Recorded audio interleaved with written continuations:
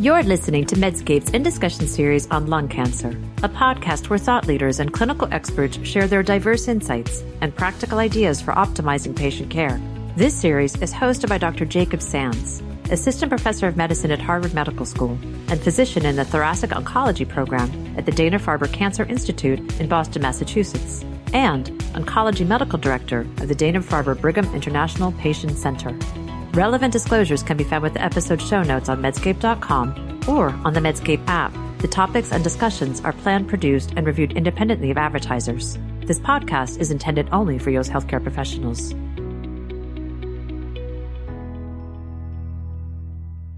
Hello, I'm Dr. Jacob Sands.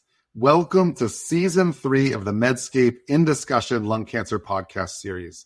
Today, we'll discuss the psychology of lung cancer and how to effectively and compassionately communicate with patients about diagnosis, treatment, toxicities, expectations, and palliative care. First, let me introduce my guest, Dr. Donald Rosenstein. Dr. Rosenstein is the director of the Comprehensive Cancer Support Program at the University of North Carolina at Chapel Hill. He's a tenured professor in the Department of Psychiatry and Medicine. He also serves as division head of general adult psychiatry. Dr. Rosenstein has also been a guest on the In Discussion Cancer Survivorship podcast, and we will link to that episode in the transcript. Dr. Rosenstein, welcome to the Medscape In Discussion Lung Cancer podcast. Thank you so much, Dr. Sands. I'm really thrilled to be here. This is an important topic, and I appreciate you taking time to dive into it.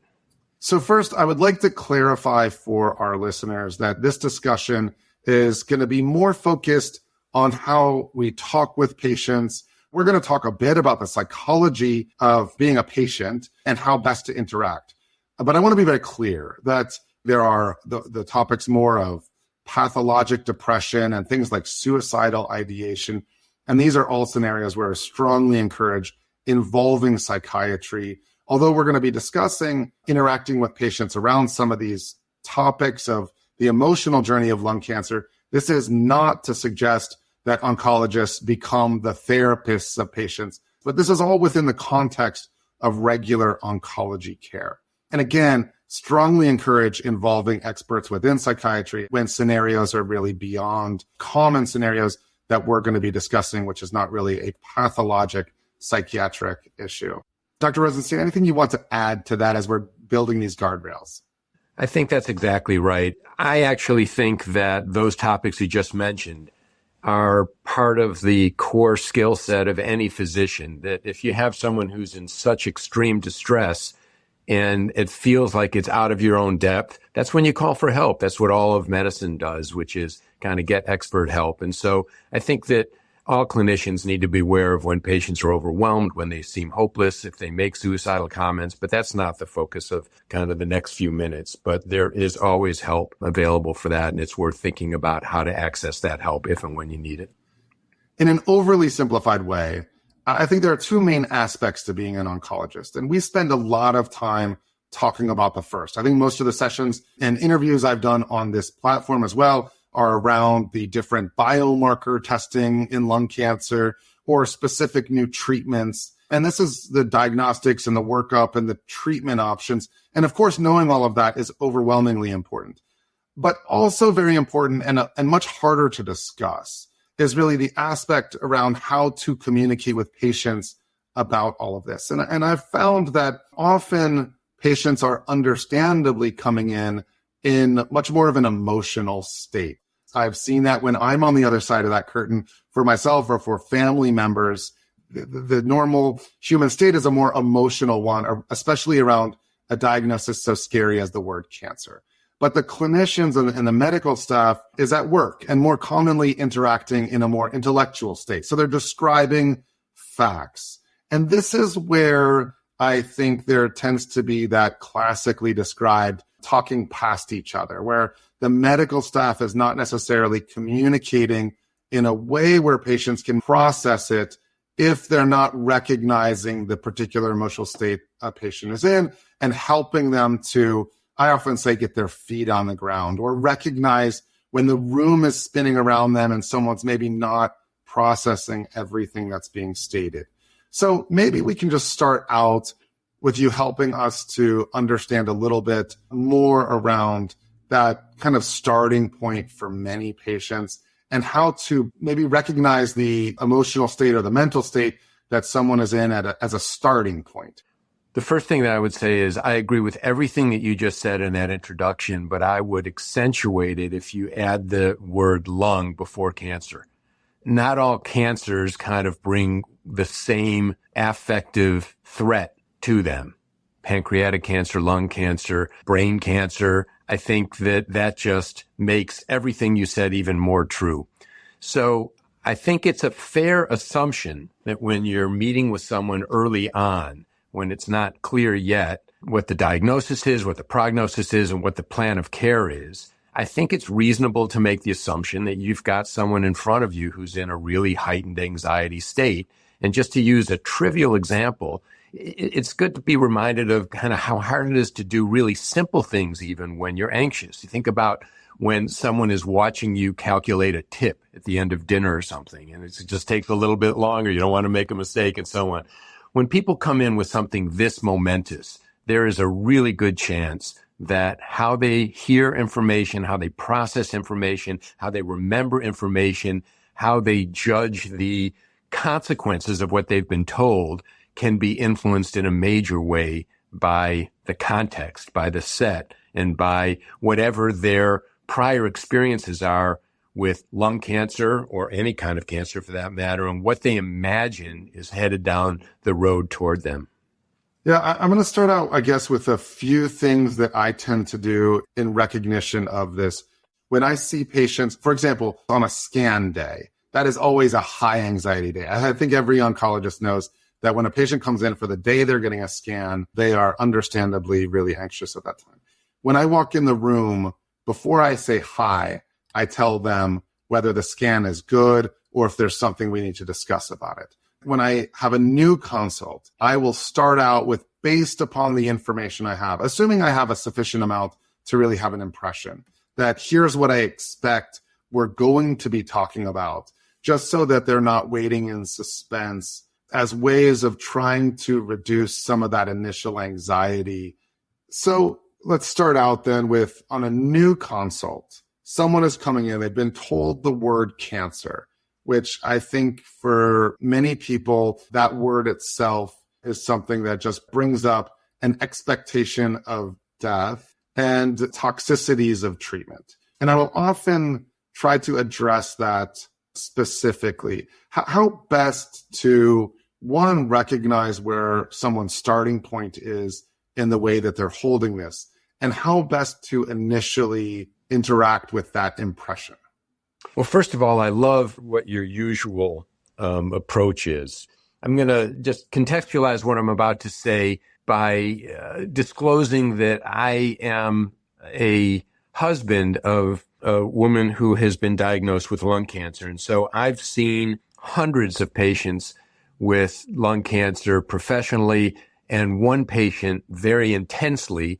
And so I feel like I've, just as you said earlier, I've been on both sides of this. And so what you described to me earlier resonates. That period of time between when you check into the clinic, whether it's an initial consult or whether you're getting a scan or whatever it is, there's when you get there and the lead up to that, and then when the physician comes in the room. And all that happens during that time is an amplification of what's coming my way. So if you can reasonably not bury the lead and begin with, there's some things we need to talk about, or I think the scan looks really good, now let's get into the details, or whatever it is, that's great. Now, sometimes you can't say that, and I understand that. It's way more nuanced than that, or it's uncertain, or there may need to be more information gathered, or you haven't had enough information on the front end to do that. Then what you don't want to do is I don't think you want to give too great a sense of certainty to what,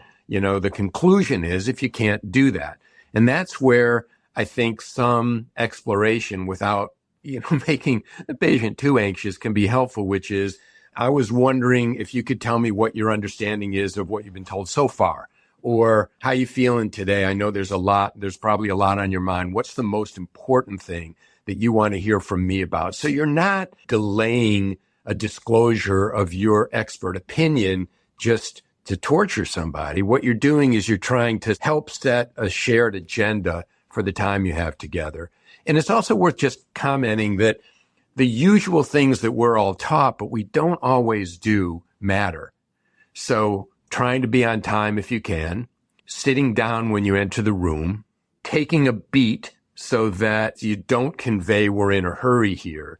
I do think in medicine, there are certain circumstances where you don't have time to be quick.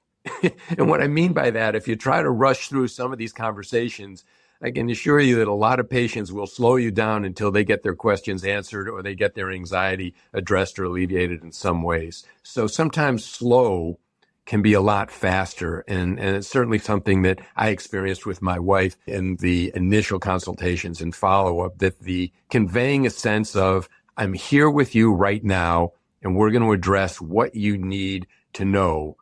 Now, obviously, there are limits to that, or your clinic's going to get terribly behind. But to whatever extent you can actually take your time and convey that you're taking your time can make a huge difference. I think everyone has a sense of when they're talking with someone, if that person is really listening to them or if they're thinking about a million other things, if they're kind of halfway there. I find that if I'm able to really just try and drop everything else or make some notes for myself or something where I can actually mentally let go of the million other things and sit there, even if it's brief, but for the patient to feel that my full attention is there, that this is a subtle thing that I imagine or that seems to make a huge difference. I also want to just amplify what you said, slowing down to speed up, where if you're able to have the patient feel like you are 100% with them, that it might ultimately be less time in the room if they feel that full presence than them feeling like you're scattered and they're trying to pull you to really be with them. Absolutely. And what you really want to avoid, if you can, is any sense of a power struggle over whose agenda is it. And, I do a lot of supervised interviews with psychiatry residents and fellows. And one of the things that early career folks seem to get really anxious about is that they're going to run out of time or that the patient is just going to kind of go off on their story in such a way that there won't be time to get to important things.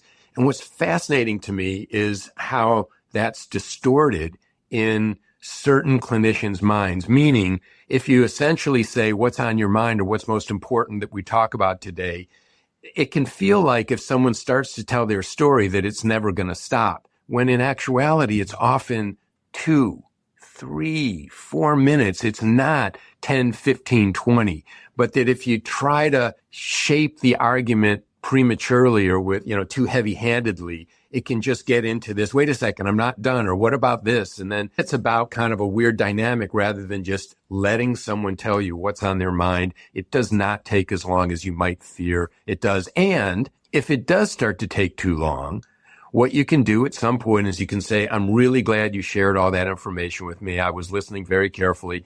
So that we can get to the most important things, I want to ask you again, what are the 1 or 2 things that are most on your mind right now to make sure that we get to that? Because I'm not sure we're going to be able to get to all of the things on your list today. I have a few other thoughts about things that can facilitate those conversations.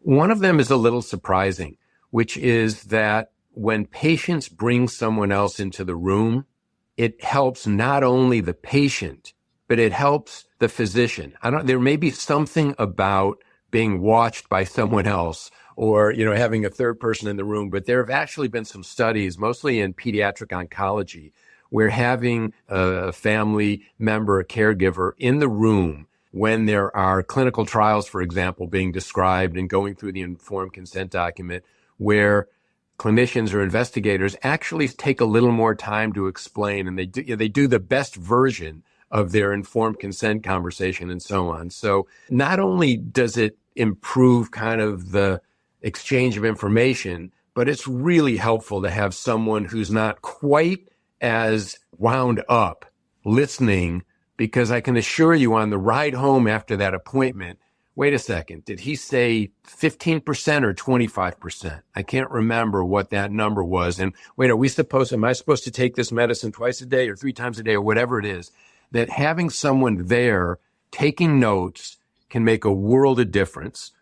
And then one other thing that I would say is that we don't all learn and take in information in the same way. So at some point when you're getting into the weeds, or before, ideally you're getting into the weeds, if you ask someone, are you someone who likes numbers, or do numbers just get in the way? How would you like to have information conveyed to you best? Do you want me to write things down so you can look at them later? Do you want me to send you to a website? Do you just want me to give you a recommendation?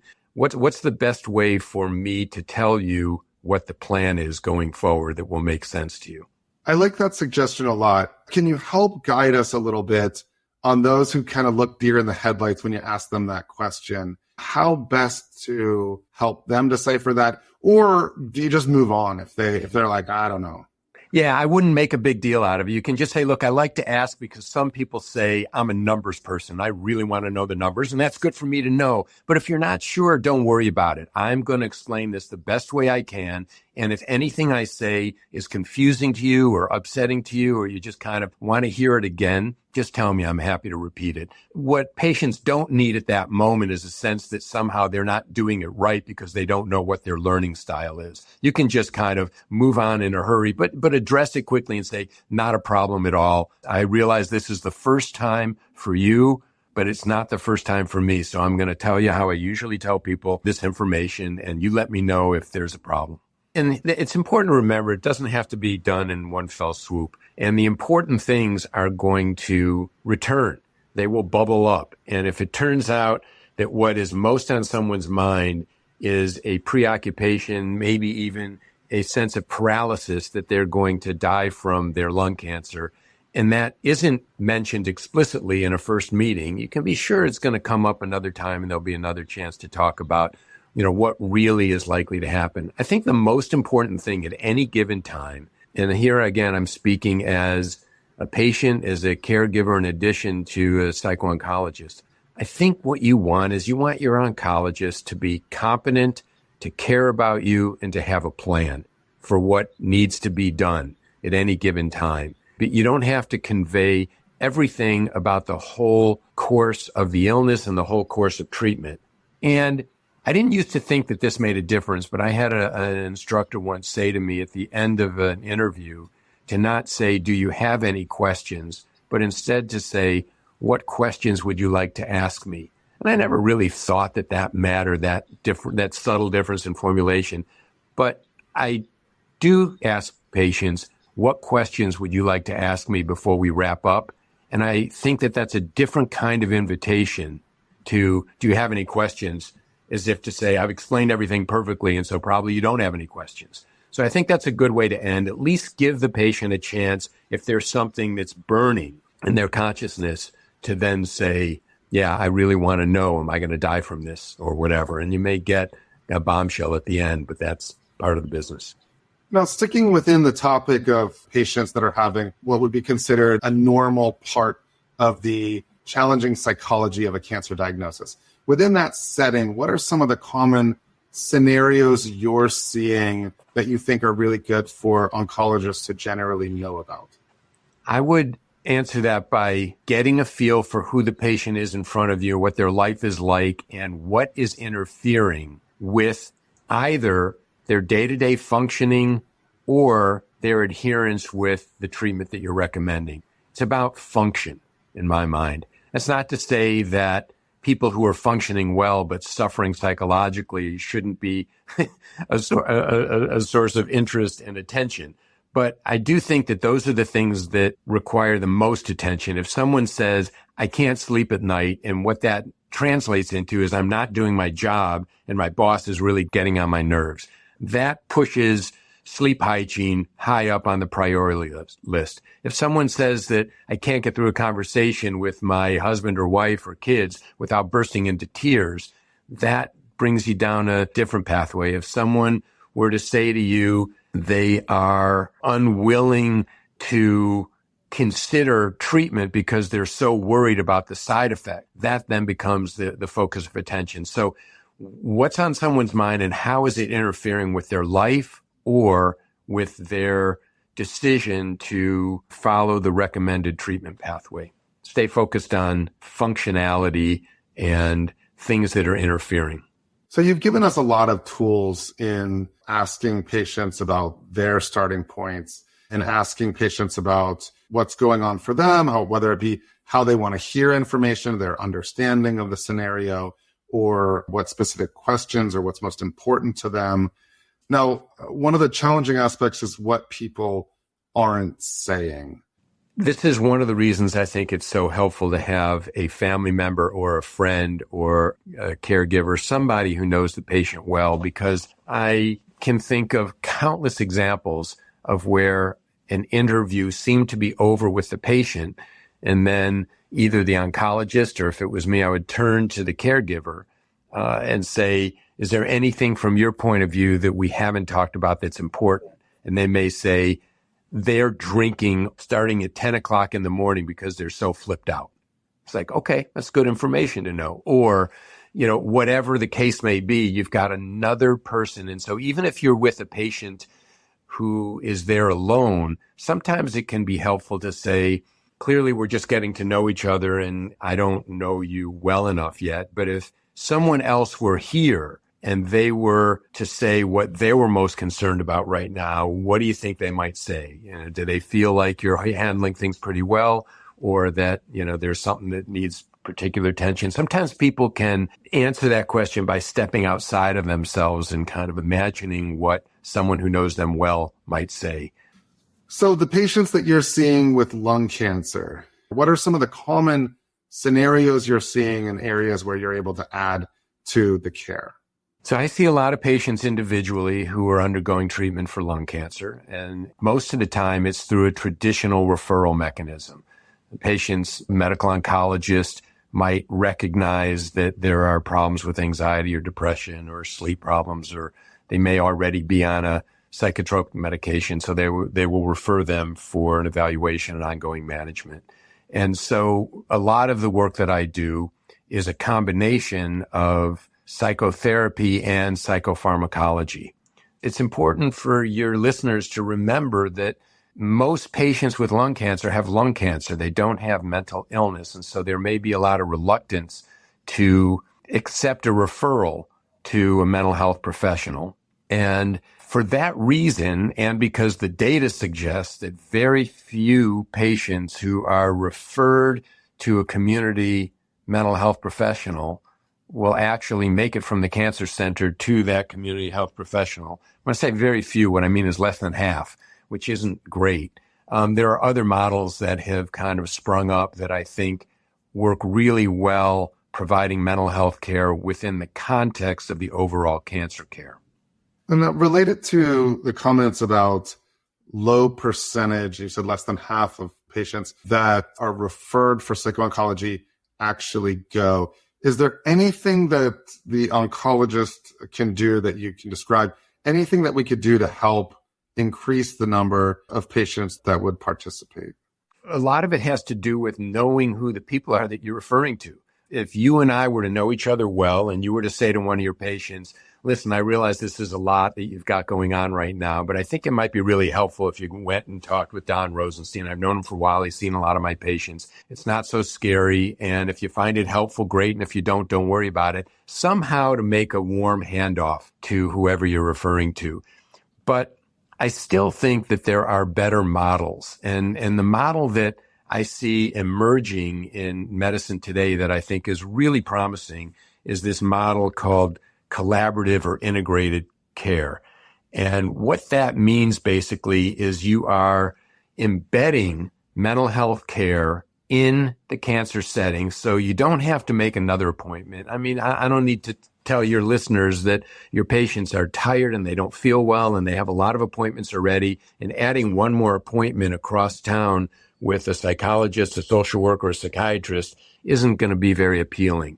But if you have a system of care in your clinic where patients are screened for depression or anxiety, they are monitored with evidence-based metrics like a PHQ-9 depression rating or a GAD-6 anxiety rating, and there is an embedded social worker who can use some kind of evidence-based talk therapy or problem-solving therapy, and that social worker or psychologist or nurse, specially trained nurse, works collaboratively with a psychiatrist who's behind the scenes, who then can make some recommendations about medicines to the oncologist.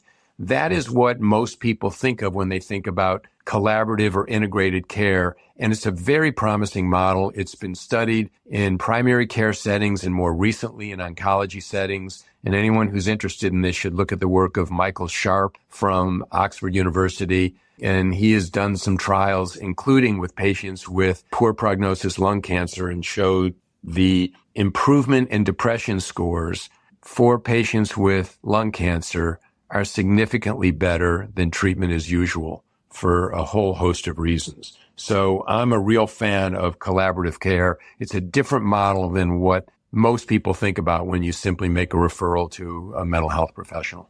I'm going to cover a couple other common scenarios that come up. As a lung oncologist, one is smoking history. In the effort to reduce smoking, I think there are a lot of advertisements and such that have stigmatized individuals who smoke and not just the smoking itself. And so in many ways, patients' interaction with healthcare has been you shouldn't do that, or you should stop. And I commonly hear patients say, I know I should, but it's hard.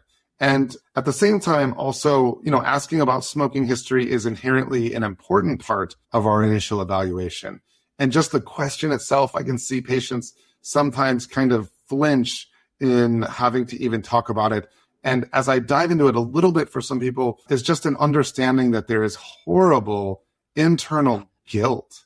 And this diagnosis of lung cancer in some of these individuals is particularly painful because they feel so guilty about that. Anything that you can speak to on that feeling and how best to interact with somebody, because that sensation of guilt is such an not only unproductive, but actually harmful. There's a little bit of a clinical eye of a needle that needs to be threaded here.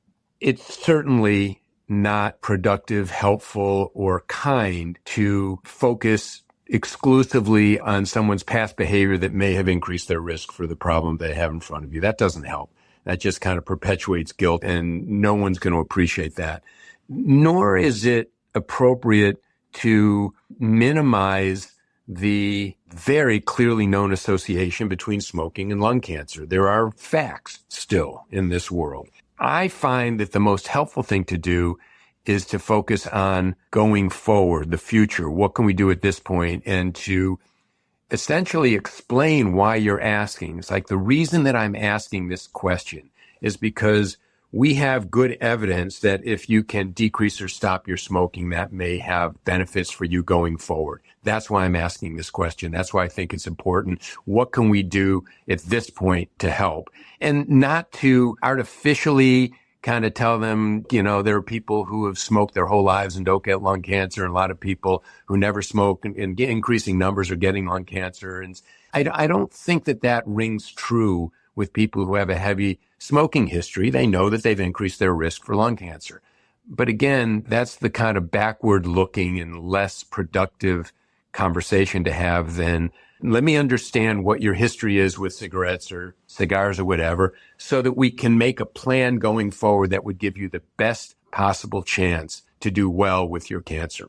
Another very common thing I hear said is something about always giving hope. I have found that with patients, what they want most of all is the truth. And I actually say to them, I will never say something to you just to create hope. And I consistently have people that breathe a sigh of relief and say, no, I want to know the truth. And I say, I will always be as direct as I can in your questions to answer your questions. And we will set the stage of what the scenario is. And then we will look forward to what we can do about that where we can. But I will always be very direct with you. Now, that being said, there is a way of being direct in telling someone median survival, which I would say is not even, you're wrong most of the time. So, what is the direct answer? I really try not to give numbers because I find that in the swirl of everything, the thing that we'll remember is a number. They won't even necessarily remember the full context of it. Even if I explain this is probably wrong in the majority of cases and all of that, they walk out with, he said, I'm going to live this time. So I stopped giving numbers, but I will answer in as direct a way as I can, which is oftentimes more kind of ranges, or it can come across as somewhat vague, but I promise them I'm being as direct as I can. But we can't know what will happen without playing it forward and seeing how things go. I think we can be hopeful about certain treatments, but I won't say things just for the purpose of hope alone. What can you say about that comment on hope and the very common statement about always giving hope? I would start by saying that what you recommend is sound for the reasons that you said, but also a reason that you didn't say, which is that cancer care is a moving target. It's evolving, and it's really impressive in certain areas, so that what I learned in medical school about lung cancer is no longer true anymore. And so the question of hope is tricky. And if you'll allow me just a quick aside, I happened to be working at the National Institutes of Health in the 1990s, before, during, and after the highly active antiretroviral therapy era. And before HAART came into existence, almost all of my patients died. There really wasn't a lot of hope. And then really quite dramatically over the course of a few years, HIV/AIDS was transformed for a lot of patients into a chronic illness, and it completely changed the landscape. And so I learned a lot of humility about our ability to predict what's going to happen. And so I don't think there's anything wrong with saying cancer science is improving every day, and there are lots of reasons to be hopeful for some of these new treatments and so on. Nonetheless, this is a serious illness, and I promise I won't tell you something that's not true just to kind of promote any kind of false hope. One of the things that I said to a patient years ago who had a glioblastoma was that I promised to tell him when his doctors felt like he was dying. And I said, right now, I'm not looking at someone who is dying, but I promise if and when that time comes, we'll talk about it straight up. So there are a lot of ways to kind of be straight with people. I don't think it's an easy psychological place to occupy, but I do think this notion of preparing for the worst and hoping for the best, having parallel conversations, is something that a lot of patients can have with a little bit of help. And you can say, look, we've got our work cut out for us, but here's what our plan is, and here's what I'm hopeful for. And then you can move into a conversation about hope for what. If the patient is hoping for a complete cure and you know that that's not on the table, then I think you need to be straight about that. But if the hope is for living well for a significantly longer period of time than they thought they were going to have, that's a different conversation.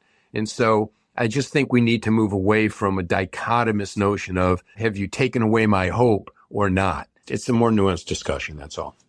Yeah, absolutely agree. And I like where you went with that, because that's usually where I go, in that I'll set the stage of I will always be very direct with you. But then I also mention that anytime you're even looking at numbers, you're looking back at it. But the science is moving very fast, and you're going to live this going forward.